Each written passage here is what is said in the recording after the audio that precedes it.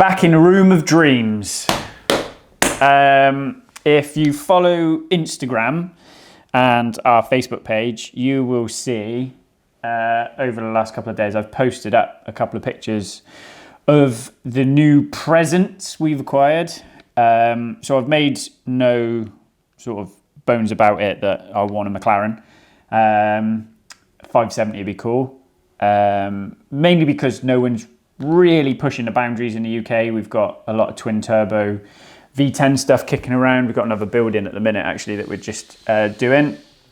But no one's really sort of torn up the McLaren stuff. So I've wanted it for a while, and I've spoken to quite a few people, and one particular guy has hooked me up with quite a lot of stuff, almost a complete engine. And they're a black art. No one knows them. Anybody who does keeps stuff quiet. And I thought I'd talk through what we've got, what it looks like, what it does, how it's different to what we see on other stuff, and basically sort of unveil the engine a little bit more. For instance, that's alternator. I don't know if David can see it. Got a bloody Audi part number on it. Just here. There. So, you know, that is a pretty typical Vallejo alternator, and the front drive gear on the front of it is off, something we deal with every day. And that will be Touareg, because they use, where's my coupler? We use the same on the Touareg stuff, rubber couplers. So that's alternator. The compressor looks very similar with this drive gear on, so that's how the aircon compressor and the alternator is driven. Nothing fancy. The only difference is some of the later McLarens use a new Y1234 gas, not our 134A, which is a nightmare for us because you need two machines. But unless you know that, the aircon system all functions the same. So alternator, aircon compressor, nothing fancy. It doesn't even have, it's not even a Limbus alternator, so that's just typical DFM. That is driven in turn, and the aircon compressor is driven in turn by the water pump and the oil pump. Little rubber coupler, sits on, both joined together. That's how those two devices are driven. The alternator has a one-way clutch on it, like all of them. Oh, noisy car. A one-way clutch in it like normal, so it accelerates up, but then when you are on overrun, it doesn't lock the alternator up. Water pump, that is driven by timing chain on one side of the bank, and the oil pump, exactly the same again, driven by timing chain on the other. So that's how those two accessories are driven. Now, that looks completely different to everything we deal with in Volkswagen Group, and that looks completely different to everything we deal with in Volkswagen Group. If you take that one, for instance, and that, 2 secs,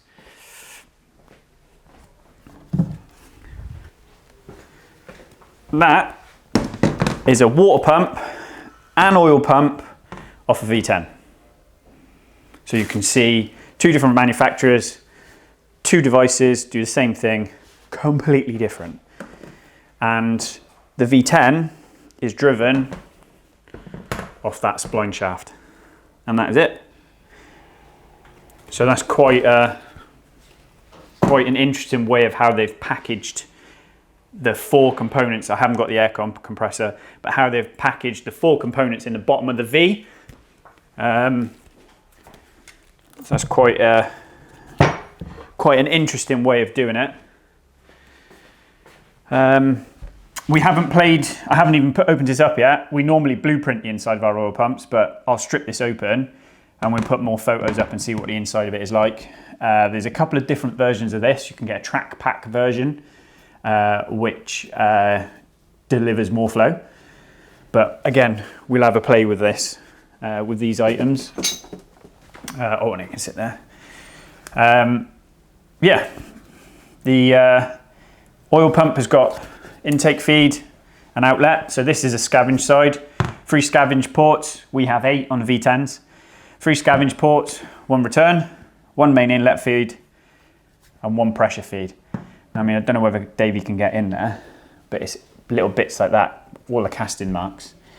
That is something on our high level builds that we'd address on our oil pumps. We'd essentially port the oil pump. So it'd be interesting to get this open and have a look. Now that cover, straight away, this cover looks exactly like a 5 litre Lamborghini oil pump end cap.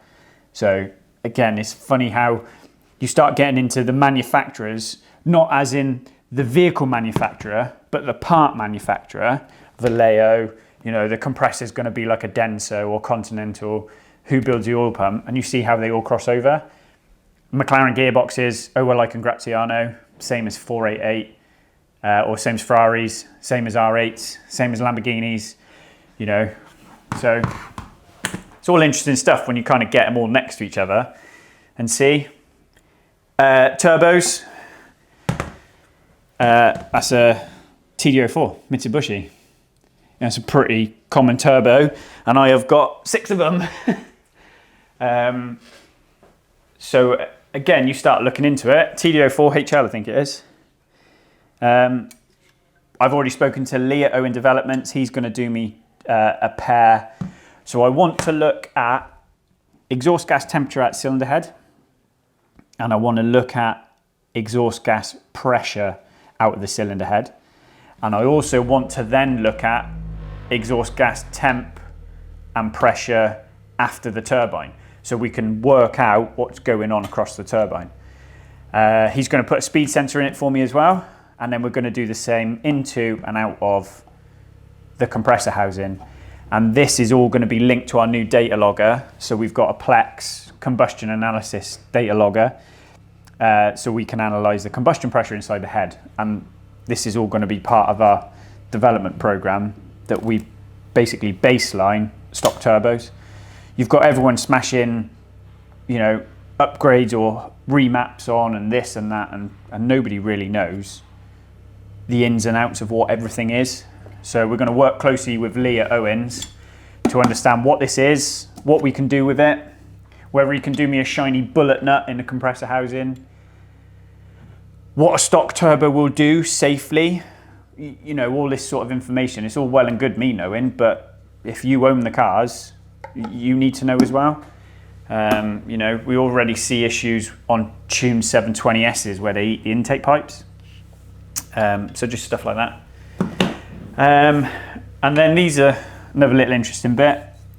So the R8s, the Lamborghinis, they have 2 engine mounts conventionally down under each bank, and they sit in the engine in that manner.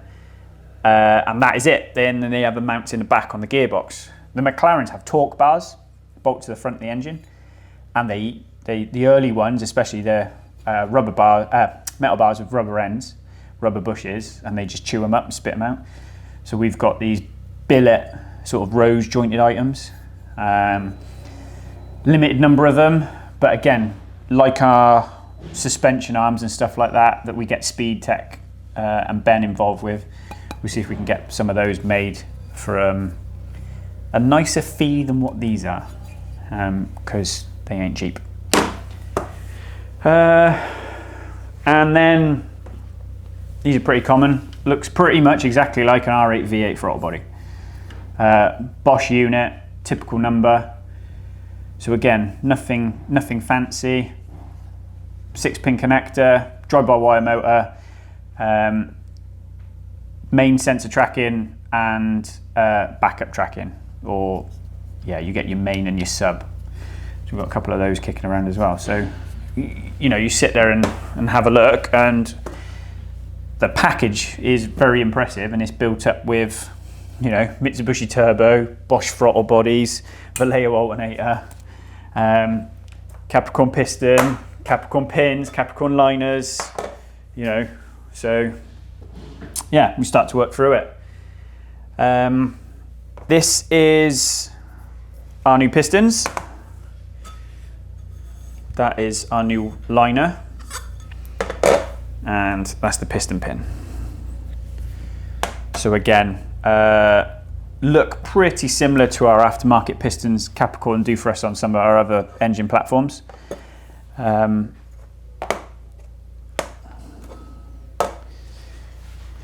But I'll do another video on the cylinder block. We'll walk around the cylinder block. But essentially it's a press-in liner. So you press it in.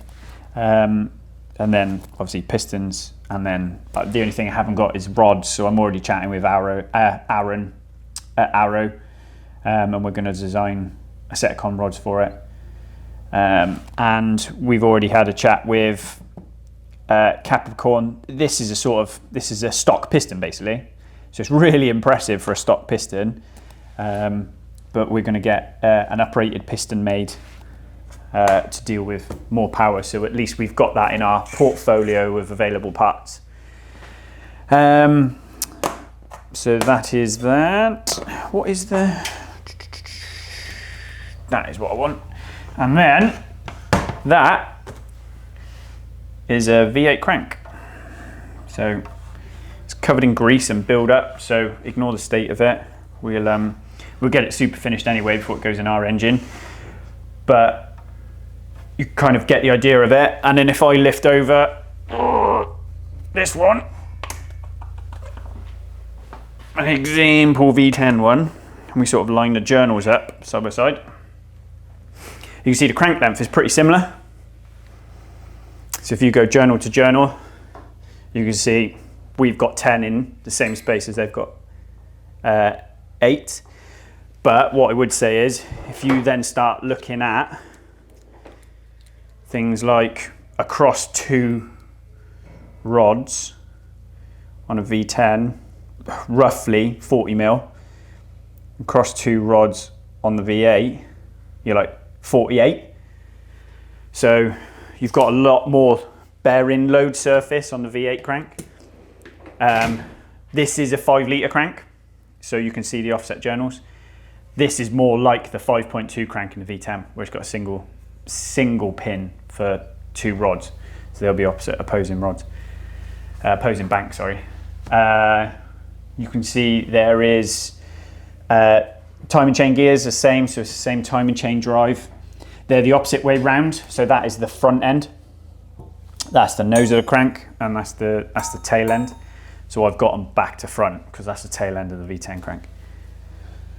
And yeah, nice little V-block stand, so we can do our measurements. But we'll have a little play. We'll get it measured up. I've got to measure the block up anyway, so we can get some bearings on order. We need to understand the geometry of it all, so we can get a design sort of put together for Arrow for a rod, because that's the only bit I'm missing really. I might have to try and get hold of a stock rod to baseline. I'm not going to try and move that again, it's too heavy. Yeah, so lots and lots of trick little bits really. Timing chain guides, ours don't look like that on a V10 stuff or the V8 stuff, any Audi stuff really. They're really nice pieces. What else we got? I don't know whether Davey can see. I've got a nice flywheel phone stand. Got bearings, turbo fittings, frost washers, the world's most expensive spark plugs.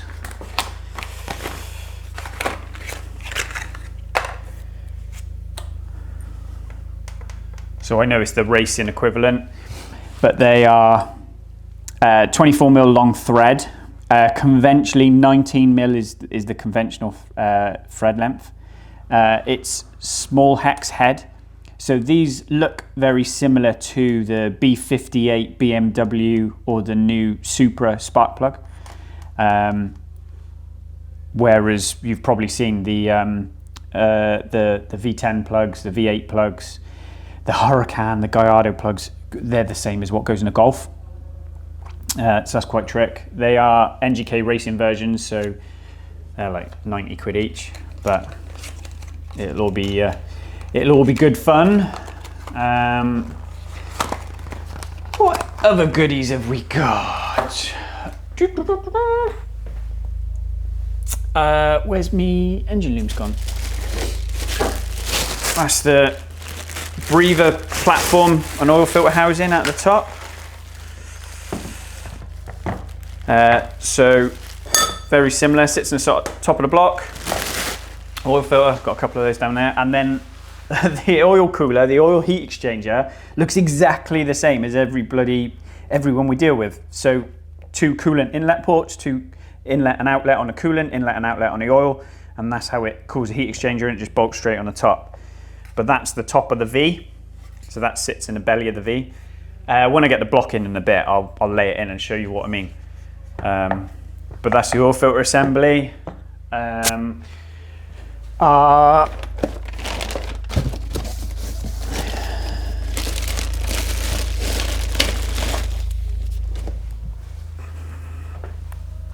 The solenoids for the variable valve timing.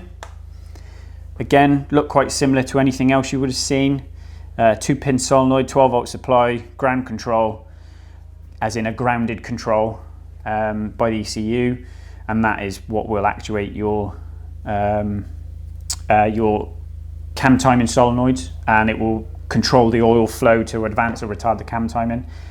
I'm just looking at it now to see what the manufacturer code is, but it says it's made in Germany. So, just don't quite recognise a manufacturer code on it. But again, enough of those to sort of put an engine together. What else we got?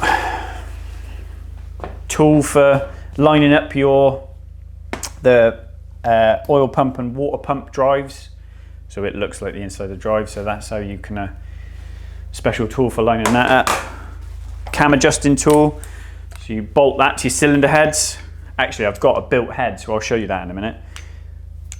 But that's how you lock the cams in place to time them up on the variators. That's obviously the McLaren one, bolts to the head, and these 2 slots then engage over the cams. And if you think that's the McLaren one, that's the Audi one. So 2 different ways of doing exactly the same thing. A couple of little special tools kicking around for them. So yeah, over the last couple of weeks we've collected up some bits towards the project. Started to have conversations with people. So yeah, we've got a few more bits to show you, but that can wait for now. So hope you enjoyed seeing the ancillary side.